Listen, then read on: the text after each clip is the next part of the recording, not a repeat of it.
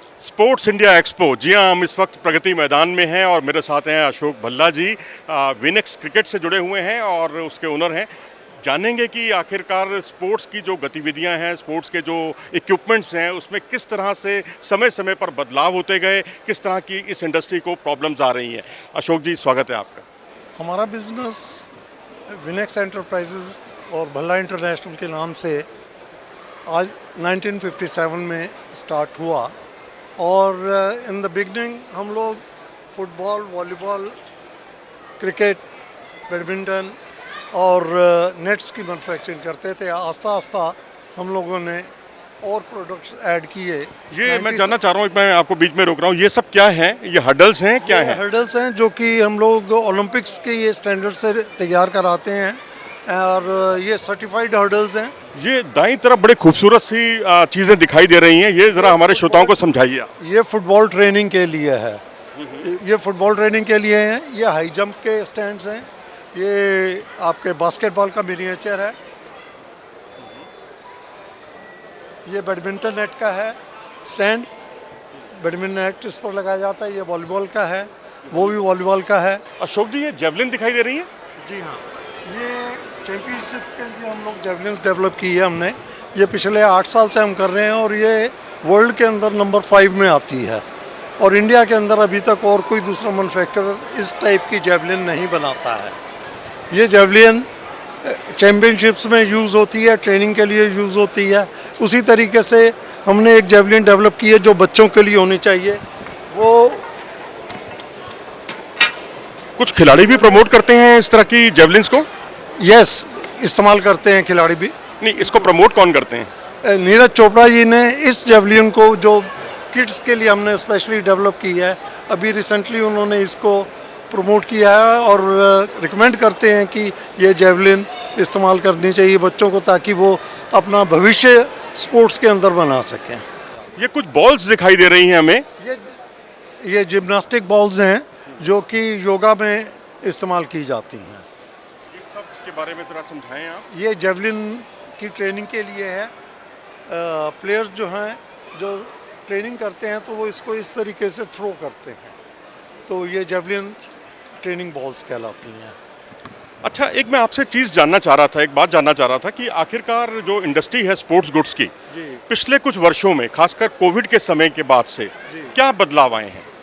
Covid के समय के बाद से कुछ टाइम मिला था तो उसके लिए हम लोगों ने काफ़ी डेवलपमेंट नए किए हैं, जिसके अंदर स्ट्रेच ट्यूब जो एक्सरसाइज के लिए पहले इंपोर्ट होती थी वो हम लोगों ने अपने यहाँ डेवलप की है। अब टोटली वो इंडिया में बन रही है।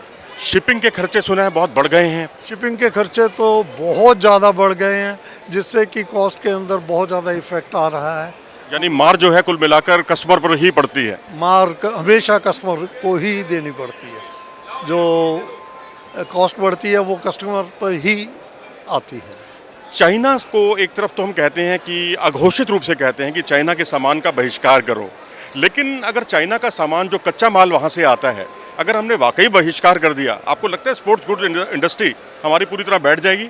नहीं, हमें रॉ मटेरियल की आवश्यकता चाइना से है और शायद भविष्य में और 10-20 साल तक ये चाइना से हमें इंपोर्ट करना पड़ेगा, क्योंकि अगर इंडिया में बनती भी है तो वो हमें सप्लाई नहीं करते हैं। जैसे कि एरोनॉटिक्स के अंदर एल्यूमिनियम ट्यूब्स जिंदल बनाता है, हिंडाल्को बनाता है, वो हमें नहीं देता है।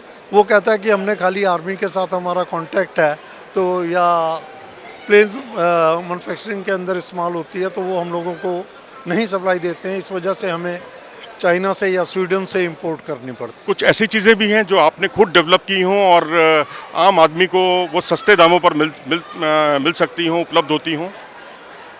एथलेटिक इक्विपमेंट एक ऐसी चीज़ है जो कि इंडिया में इंटरनेशनल स्टैंडर्ड की बन गई है और अब इंपोर्ट करने की आवश्यकता नहीं है। वो टोटली इंडिया से ही ले रहे हैं।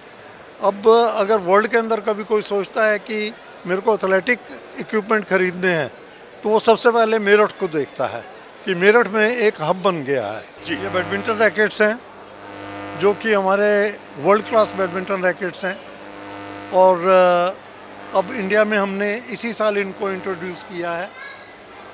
जी।